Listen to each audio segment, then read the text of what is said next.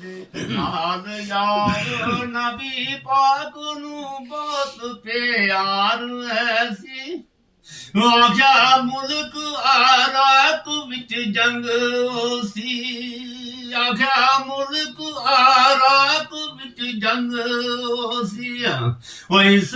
ਜੰਗ ਦਾ ਵੀ ਇੰਤਜ਼ਾਰ ਹੈ ਸੀ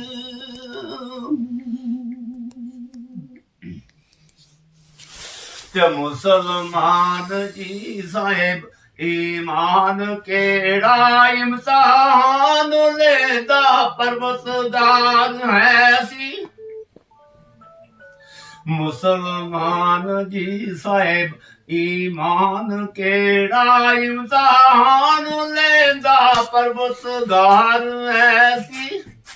ਉਹ ਤਾਜ ਹੋਣਾ ਸ਼ਹੀਦ ਸਦਾਮ ਹੈ ਸੀ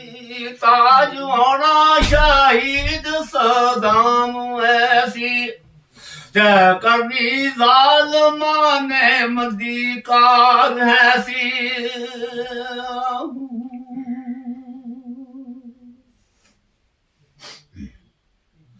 ਤੇ ਜਿਮ ਜੰਗ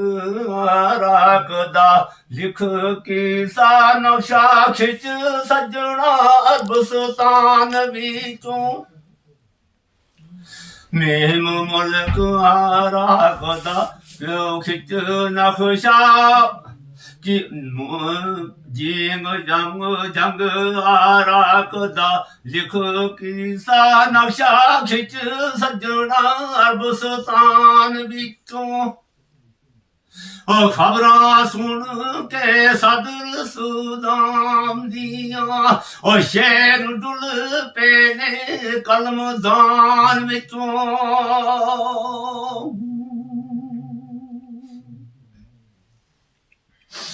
ਤੇ ਬਿਸਮਿਲ੍ਲਾ ਪੜ੍ਹ ਕੇ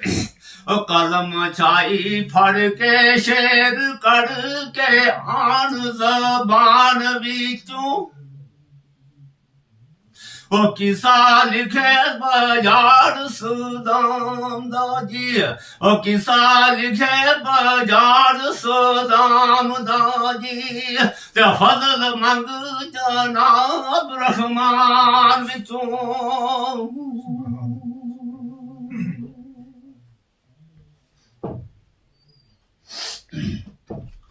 ਜਸ਼ੀਨ ਸ਼ਾਹ ਸਦਾਮ ਅਹਰਾਕ ਵਾਲਾ ਸ਼ੇਰੇ ਅਰਬ ਅੰਦਰ ਅਰਬਸਤਾਨ ਸੋਬੇ ਉਹ ਜ਼ਿੰਦਾਬਾਦ ਸਦਾ ਮੁਸਲਮਾਨ ਸੱਚਾ ਉਹ ਫਾਸੀ ਚੜਦੇ ਹੱਥ ਕੁਰਾਨ ਸੋਬੇ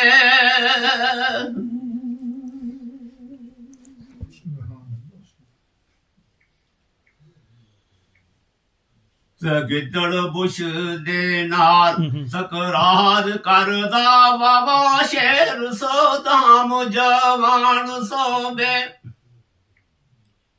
ਹੋ ਤਾਜ ਮਾਵਾਂ ਦੇ ਬੱਚੇ ਤਮਾਮ ਹੁੰਦੇ ਹੋ ਤਾਜ ਮਾਵਾਂ ਦੇ ਬੱਚੇ ਤਮਾਮ ਹੁੰਦੇ ਮਰਦ ਉਹੀ ਜੋ ਵਿੱਚ ਮੈਦਾਨ ਸੋਬੇ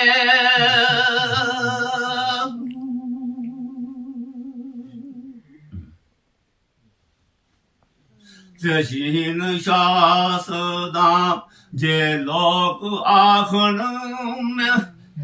ਮੈਂ ਤਾਂ ਫਖਰ ਤੂੰ ਸ਼ੇਰ ਸਦਾਮ ਆਖਾਂ ਓ ਮਹਾਰਾਜ ਤੂੰ ਸਦਰ ਸਦਾਮ ਆਖੇ ਮੈਂ ਤੇ ਫਖਰ ਤੂੰ ਸ਼ੇਰ ਸਦਾਮ ਆਖਾਂ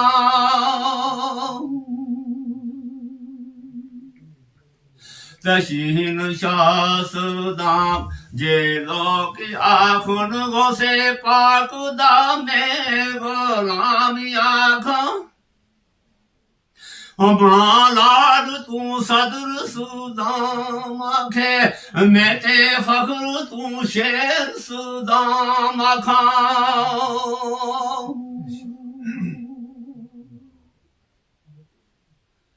ते पेजा पढ़ नजराने कुरान दे में तेरी ਫਾਤਿਹਾ ਵੀ ਸੁਬਾ ਸ਼ਾਮੀ ਆਖਾਂ